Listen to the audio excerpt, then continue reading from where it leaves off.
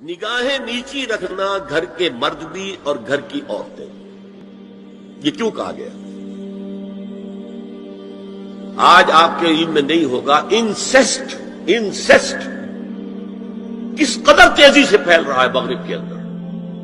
Insist کہتے ہیں باپ کا اپنی بیٹی سے ملوث ہو جانا، ماں کا اپنے بیٹے سے ملوث ہو جانا، بہن بھائیوں کا آپس میں زناکاری کرنا، یہ انسیسٹ کہلاتا ہے۔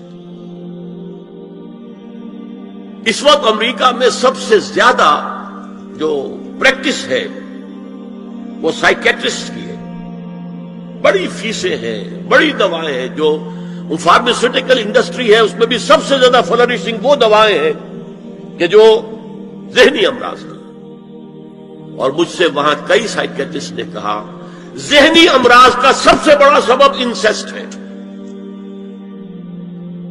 بیٹی سے زنا کیا ہے باپ نے، بیٹی کے دل پر جو داغ لگ گیا ہے اس کا دماغی توازن ٹھیک نہیں رہتا۔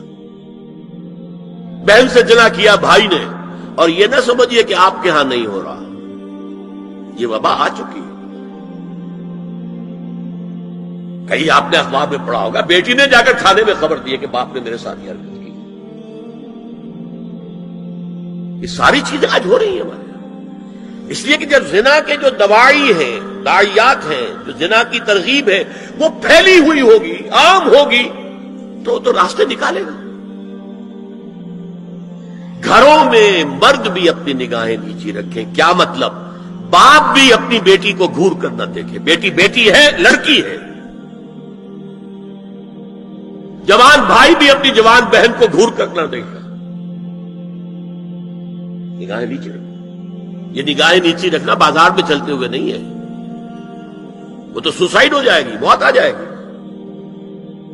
کوئی گاڑی آپ کو روک دے گی۔ یہ گھر کے اندر ہے، اور اس لیے ہے کہ بہرحال باپ مرد ہے، بیٹی عورت ہے۔ میں نے آپ کو فرائیڈ کی بات بتا دی ہے، وہ تو کہتا ہی ہے کہ باپ اگر محبت بھری نگاہ بیٹی پر ڈال رہا ہے اس میں سیکس ہے، سیکس کا جذبہ ہے۔ اگر ماں بیٹے پر محبت بھری نگاہ ڈال رہی ہے تو سیکس ہے، ایڈیپس کمپلیکس مشہور ہے اس کا۔ لیکن اپنی جگہ یہ ہے کہ باپ مرد ہے، بیٹی عورت ہے، بھائی مرد ہے، بہن عورت۔ لہذا گھروں کے اندر بھی اپنی نگاہوں کو نیچا رکھو۔ میں آپ کو قول سنا چکا ہوں مولانا فراہی کا۔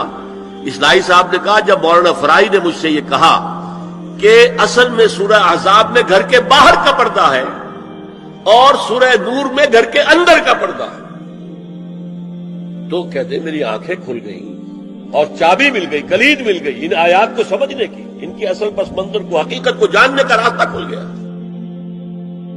تو یہ جو ہے غض بصر، یہ باہر کے لیے نہیں ہے، یہ گھر کے اندر کے لیے۔ بیٹی کا آخر جوان ہو رہی ہے، اس کے سینے کے اوپر کچھ غبار آ رہا ہے، اس کو گھور کر مت دے، نگاہ نیچے۔ قل للمؤمنین یغضوا من ابصارہم ویحفظوا فروجہم ذلک ازکی لہم ان اللہ خبیر بما یصنعون۔